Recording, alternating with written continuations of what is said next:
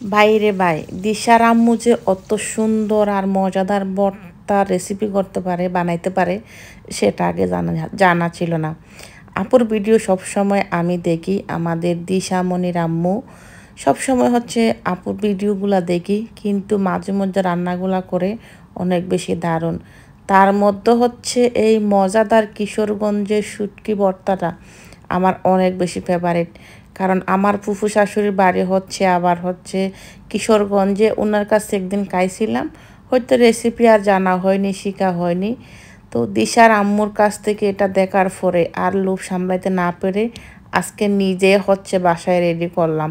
তো এখানে দেখতে পাচ্ছিলেন আপু হচ্ছে অনেকগুলা পেঁয়াজ নিয়েছিল আর রসুন কুচি আর কতগুলা শুকনা মরিচ আস্ত তো দিয়ে হচ্ছে এগুলাকে বেজে নিচ্ছিলাম। আর বেশ কয়েকটা হচ্ছে 5-6টা হচ্ছে শুটকি আমি ভালো করে ধুয়ে হচ্ছে ক্লিন করে নিছি।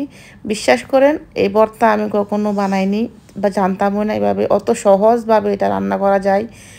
বাসায় কিছু না থাকলে ঝটপট করে হচ্ছে একটু পেঁয়াজ আর রসুন দিয়ে হচ্ছে এত সুন্দর মজাদার শুটকি ভর্তা রেডি করা যায়, সেটা আপুর ভিডিও না দেখলে বুঝতে পারতাম না।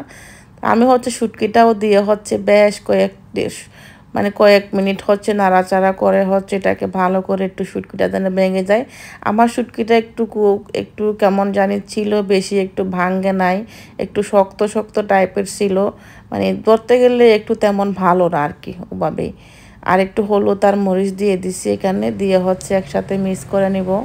আসলে আমাদের হচ্ছে অনেক কিছু শিকার আছে এখনও, আর অনেক কিছু হচ্ছে একজনের কাছ থেকে দেখে হচ্ছে শিখা বা রান্না করা, যে কোনো একটা জিনিস তৈরি করা। এই না যে আমরা কেউ কাকে কপি করি। আসলে আমরা হচ্ছে মা বাবার পেট থেকে আমরা কোনো কিছুই শিখে আসি না। আমরা হচ্ছে মানুষের কাছ থেকে দেখে, মা বাবার কাছ থেকে দেখে আমরা হচ্ছে কোনো না কোনো কিছু শিখি।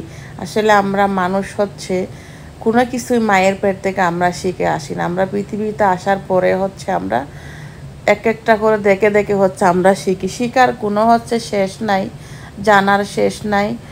তো আমারও হচ্ছে কীরকম অনেক কিছু জানার আছে, কারণ আমিও হচ্ছে পুরাপুরি এখনও রান্নাবান্না তেমন করতে পারি না। তো আমি হচ্ছে আমার শুটকিটাকে আমি হচ্ছে হলুদ মরিচ দিয়ে হচ্ছে সবগুলো হচ্ছে একটু একটু ভালো করে বোনা করে হচ্ছে এরপর একটু পানি দিয়ে দিছিলাম। তো পানিটা একটু শুকানোর পরে হচ্ছে আবার দিয়ে দিছিলাম সরিষার তেল। তো এই তো সরিষার তেল দেওয়ার পরে হচ্ছে আরও কিছু সময় হচ্ছে নাড়াচাড়া করার পরে নামিয়ে নিছি আমি। আমার হচ্ছে তেলের পরিমাণটা একটু বেশি হয়ে গেছিলো, আপনারা একটু কম করে দিয়েন। বিশ্বাস করেন অত পরিমাণ মজা, খুব দারুণ ছিল। থ্যাংক ইউ আপু এত সুন্দর রেসিপি দেওয়ার জন্য।